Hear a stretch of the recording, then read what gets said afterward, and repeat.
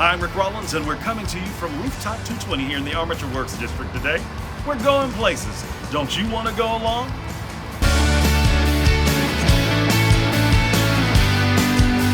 This is Going Places with Ricc Rollins.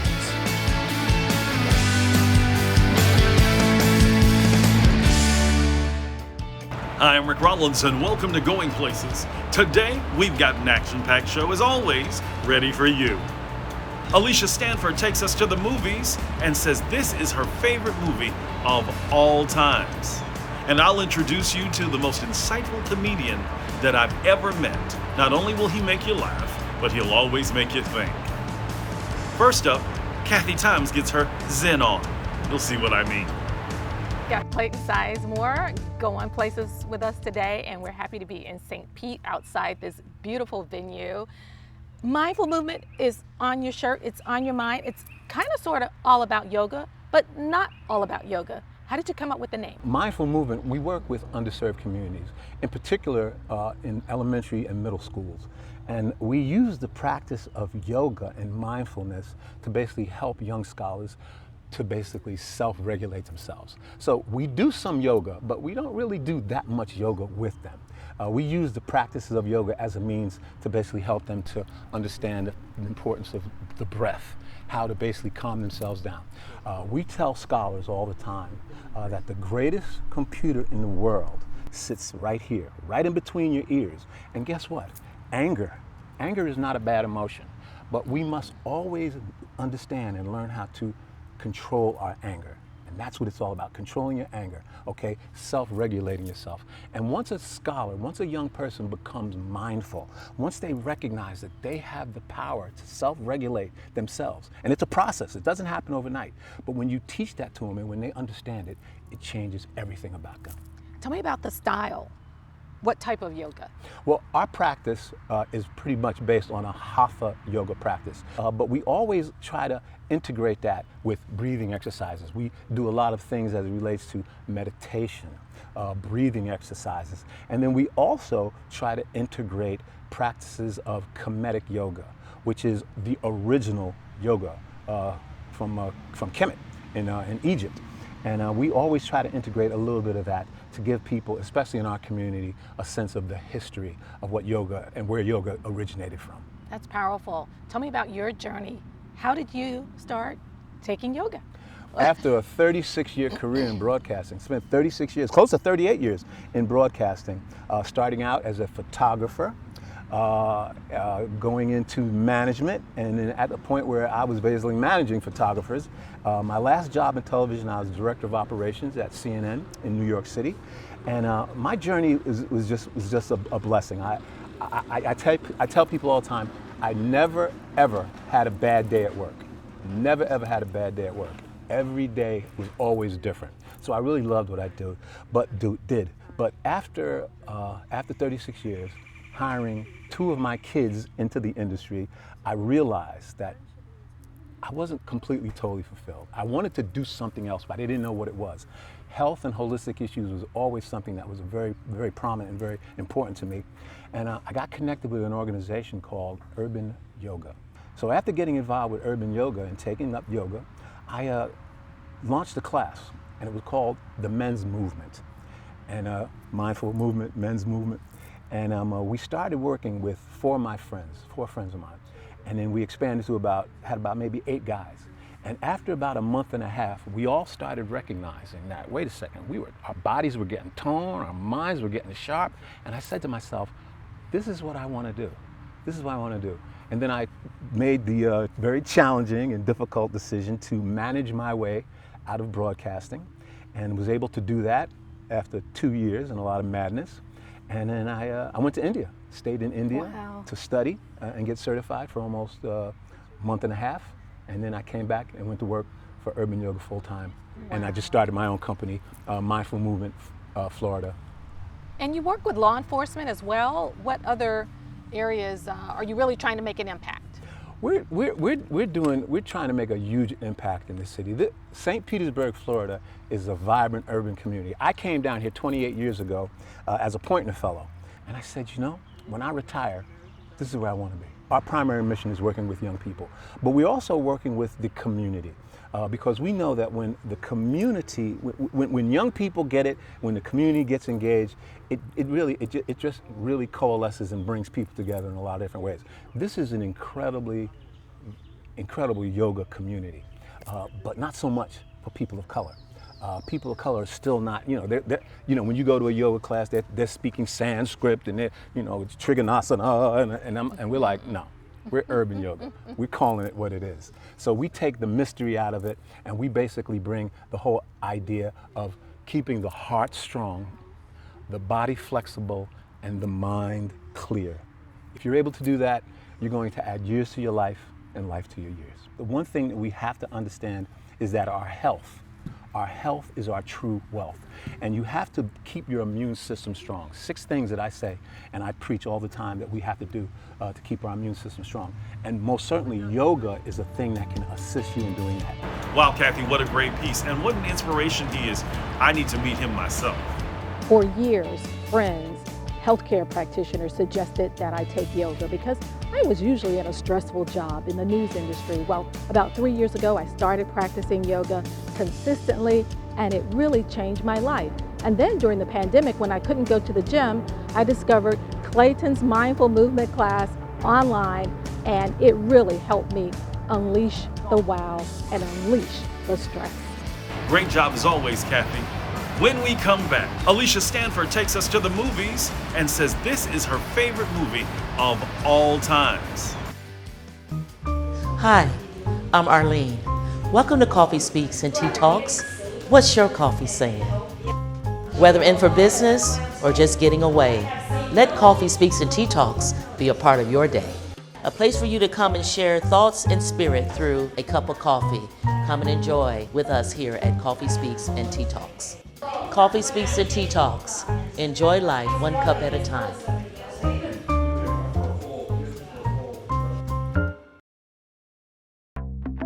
I lost both my grandfathers when I was very young, but I still have both my grandfathers around. Still getting to see them and still getting to work with them, that's something that I realize they need people that can help them because one, insurance is confusing. There's nothing fun about it.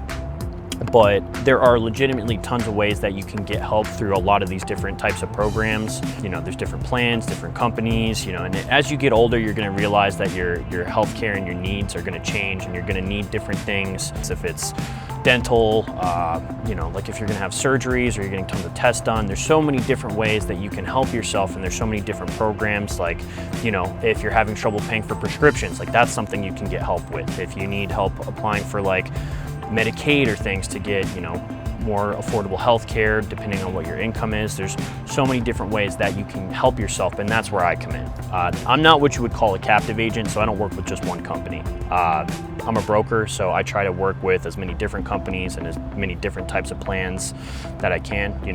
We do the Advantage plans, we do the supplement plans and the prescription drug plans, so I'm not so much concerned about the company. I want to make sure that your needs are met.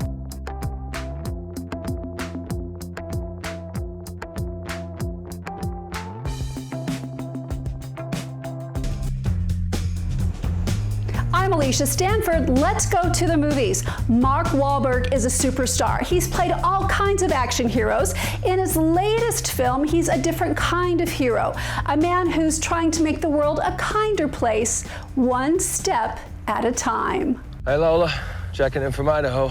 I'll call you again from Twin Falls, okay? I miss you. Hug Joseph for me.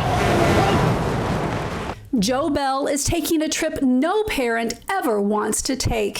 He's traveling on a road to his own kind of redemption, which began when his son Jaden told him this. What? Notice that I'm getting picked on by these guys at school. Why is that? Because I'm gay.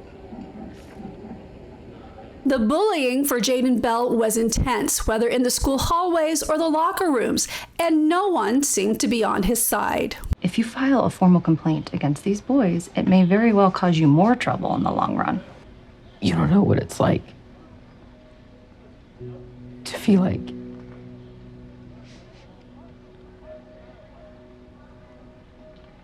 You have to muster up the courage to ask for help, and then only to find out that the person who can just couldn't be bothered. Sadly, this film is based on a true story. Jaden took his life, and Joe decided to walk from his home in Oregon to New York City, where Jaden hoped to live someday, to draw attention to the bullying his son faced on a daily basis. I should have known how bad it was for him. I should have known all along, but instead I just made Jaden's being gay all about Joe Bell. This performance by Mark Wahlberg is one of the best of his career, and he plays it walking a thin line of anger, grief, and hope for understanding. Connie Britton is solid as Joe's wife Lola, but it is young Reed Miller who is the heart of this film and the catalyst for change. This film is one of the most touching I've seen in a long time, and I can't say enough good things about it. Get out of the heat, go buy a ticket, go see this movie. You'll be glad you did. I'm Alicia Stanford, and that's what's going on at the movie.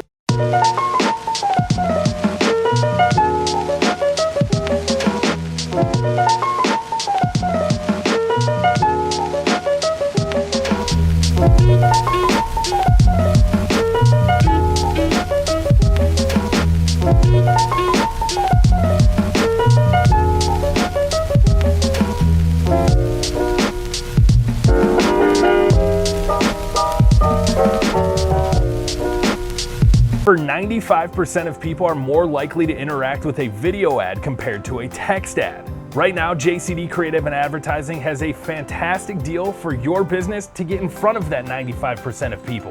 Right now, get a free professionally shot and edited video for your business with the purchase of an advertising package. This is over $5,000 savings for your business, but you gotta act fast because there's limited time and availability for this deal. Fill out the information below or email contact@jcdcreative.net to reserve your business's spot for this fantastic deal. We look forward to working with your business and helping you stand out above the rest as we take a creative approach to advertising at JCD Creative and Advertising. Hi, I'm Arlene. Welcome to Coffee Speaks and Tea Talks. What's your coffee saying? Whether in for business or just getting away, let Coffee Speaks and Tea Talks be a part of your day. A place for you to come and share thoughts and spirit through a cup of coffee. Come and enjoy with us here at Coffee Speaks and Tea Talks. Coffee Speaks and Tea Talks. Enjoy life one cup at a time.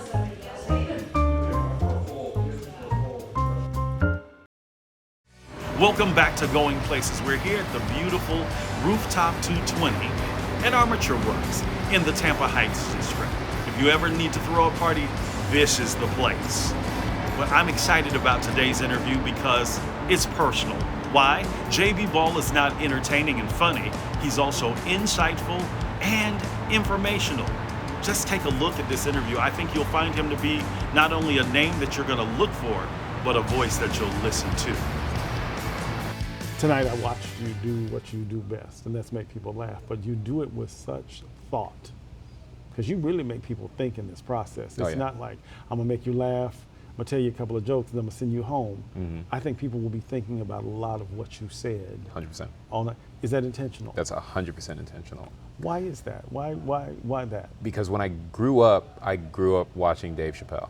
It's Dave Chappelle. And it's Chris Rock and these other influences as well, but it's Dave Chappelle. And I remember exactly what I was thinking when I watched them was I always left the show feeling smarter than when I came in. Wow. And to me, in my preference, you're not actually doing good stand-up if they're no smarter when they leave than when they showed up. So to me, it's like I need to be educated enough on something or thought-provoking enough on something to merit them going, I need to change that, or I need to rethink this, or I had never considered this. And like, to me, that's, if you can make that funny and then they feel more empowered as they leave somehow, like how could you have done something better? So that's kind of what the goal is when I'm doing it, yeah. Well, it was a field goal, it was a touchdown, it was all them. I'm not gonna try to do sports analogy because that's not gonna work for me.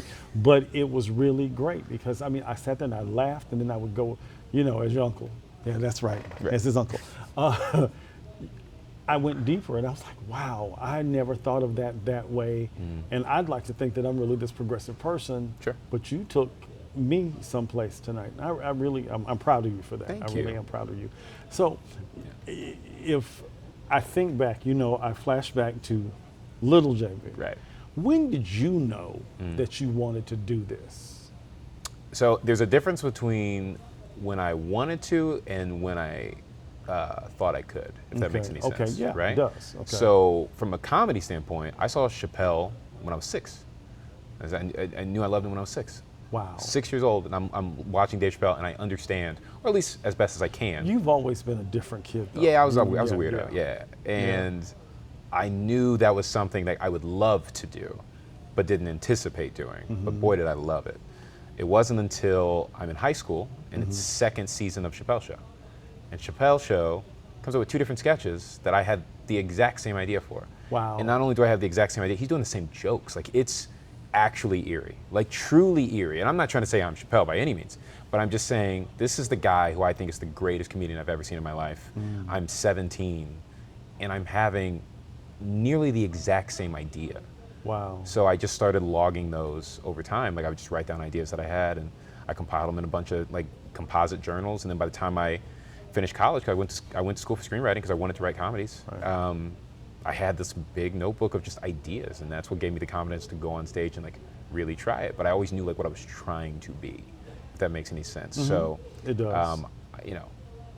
I didn't really believe I could do it until after college, but it's because of season 2 Chappelle Show.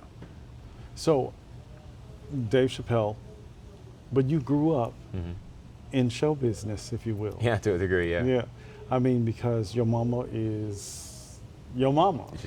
She's Montague. Yeah. She's Monique Smith. She's all these people. Yeah. So, do you think that that's where the bravery to stand before people came from? See, that's interesting. I don't know. Because I do very much feel like I'm both of my parents' children. You know what I mean? In different ways. My mom's the performer. My dad's very analytical. And I think I take both of those to the stage. It really is. It worked out. And it's a compliment. I mean, when we're shooting this, it's Father's Day. Right. And both of your parents were in the audience tonight. Here. And I watched your mom. And I saw your dad kind of walked a little bit taller when he left the room. Yeah. And so for you to take both of those and create you is an amazing thing to me. I'm proud of them. Do you remember your first joke that you told them? Oh, no, I have no idea. I have no idea. I'm always alarmed. Like, I can't believe how many of my jokes they like, because they weren't written for them. You know, so I'm always a little hesitant when they show up. I go like, I don't know if y'all want to hear this, because like I'm talking from a real place, but I don't know about how much of my life you're open to hearing about. You know, because I'm trying to be as real as possible and really touch people in a way where like, hey, that's a place that we haven't been willing to go on our own, but now we're doing it in an open space, and I hope it's okay. So like, hey, I'm always happy they leave happy, but I'm always a little bit nervous that I'm just like, do you want to know this? She left proud to know. Yeah, that was great. She did. That was great. Did you see him? Yeah. I'm so proud of him. and that's a good thing. When you can make your mother smile like that, sure. You know, it's a wonderful thing. Sure. The first time you stand on a stage, what was that like for you? It's jarring. It's very jarring, because I can tell you exactly what it is.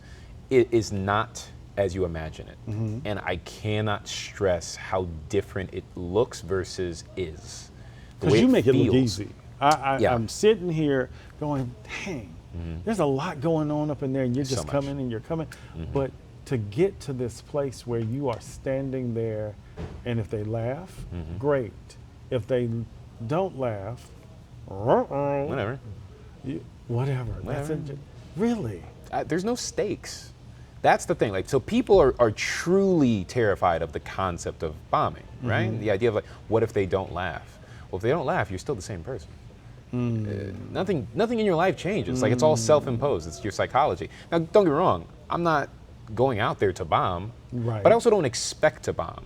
Have you ever? Yeah, everyone has. Everyone has. It's a part of it. Okay. It's a part of it. So that's also the thing. It's like, I'm not uncomfortable in silence in any aspect of my life. And I believe your job as a comedian is not to be funny first. It's to captivate first, be funny second.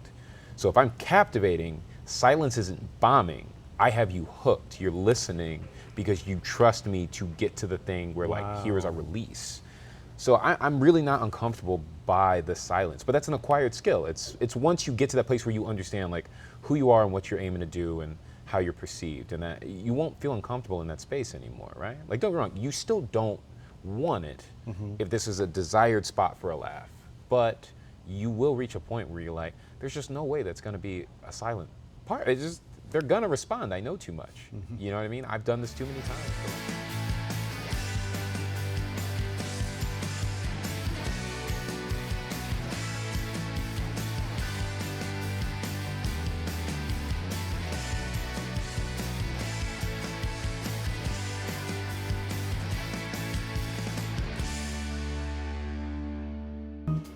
Hi, I'm Arlene.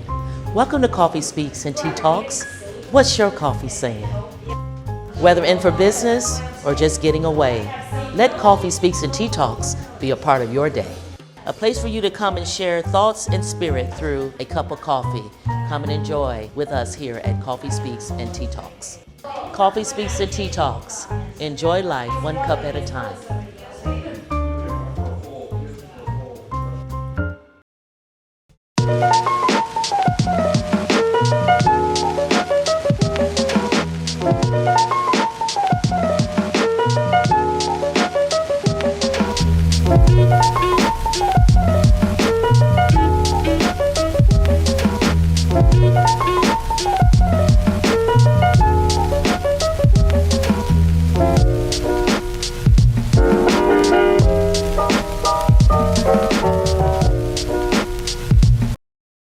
Over 95% of people are more likely to interact with a video ad compared to a text ad. Right now, JCD Creative and Advertising has a fantastic deal for your business to get in front of that 95% of people. Right now, get a free professionally shot and edited video for your business with the purchase of an advertising package. This is over $5,000 savings for your business, but you gotta act fast because there's limited time and availability for this deal. Fill out the information below or email contact@jcdcreative.net to reserve your business's spot for this fantastic deal. We look forward to working with your business and helping you stand out above the rest as we take a creative approach to advertising at JCD Creative and Advertising. Welcome back to Going Places. What did I tell you? JB is one of those comedians that makes you go, get ready for some of those moments as we continue our interview. And you've been doing this how long now? 10 years now. 10 years? Yeah, decade. Why does it seem longer than that? It's because my beard is gray now. Okay. Yeah, I noticed that the other day when we ran into each other in the mall. I was like, he got gray, I got gray. Yeah.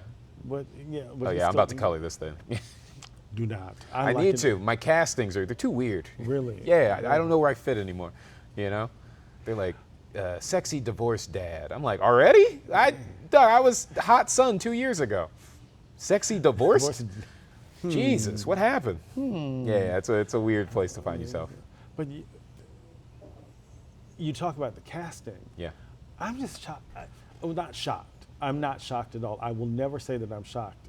Ever in a day will I be shocked. If they tell me that tomorrow you're the leading man, it won't shock me because you've always done this. I pray that we can find this clip. Yeah. Because Jonathan, we did this. If we can find it, we'll share it with you. But I just think that, you have always, I remember the first time, because the first time that I met you, I just thought you were the most unique looking. You reminded me of a little me. Yeah. And I think that's why we connected. Sure. But my whole thing is you've always had this light about you. Yeah. And when you were talking about not being afraid to bomb, and I think that it takes somebody who is really confident in themselves to be like, if you don't get it, that's you. There is a certain element of that, right? Like, so you got to hold yourself accountable, right? Like, you cannot do comedy if you do not be honest with yourself, right? So if something doesn't work, there is a reason it didn't work. But that doesn't mean the reason is always you. You know, most of the time it is, right? And you own it. Yeah, you have to own it. But you can't be afraid of your mistakes. This is the only profession I know where you get good at it by trial and error. And what I mean is you literally have to fail to get good at it. You can't just be good at it. Because if you are, you don't actually know why not to do the things you shouldn't be doing. You gotta go through them and go like, okay, that's because it creates that, and then you can't do this because of that.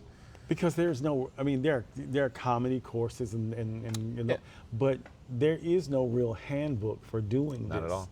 So when did you realize, okay, I'm getting better at this to the point that I'm good at this? I want to say it was a year or two in.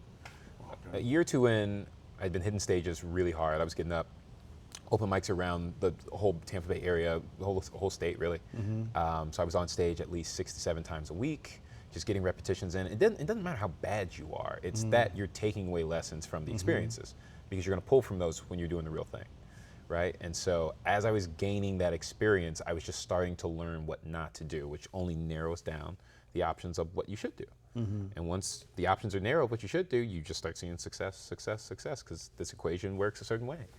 And yeah,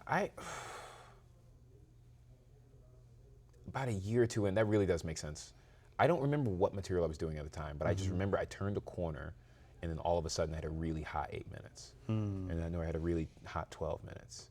And then out of there, I had a really hot 18. And then before I knew it, I had enough time to where, like, if I was hosting for a weekend, I could do something different every show. And I would make sure to do that, because I wanted to, it wasn't to show off, but it was to prove to myself that I could be better than, say, this position I was in, right? Like, there's no shame in being the host, right? But no one aspires to be the host, right? You want to graduate and prove that you deserve a bigger portion of the show. And yeah, I was like at that 2-year mark where here at this club, like, you could check the comment cards, like everybody was requesting to see me more. Wow. And to see more time from me. And so that's why I got bumped up from host to feature. And then I got to start hitting the road, and I just kind of never looked back after that. But it was just, you have to create that demand for people to want to see more. And I was doing that by really mixing up my sets. You could come see me here all weekend, and you probably saw 4 different sets over the course of 6 shows. I can't stop this interview here. Why? Because JB has some more to tell us, some more moments, and there's a big announcement about what he's doing next. Join us next week for more of that conversation. Before we leave today, we have to thank the wonderful people here at Rooftop 220 for their assistance and for you joining us on this journey. We look forward to more places, more faces, and a terrific time next week on Goin Places. Don't you want to come along? For the show and everybody here, I'm Ricc Rollins. Take care.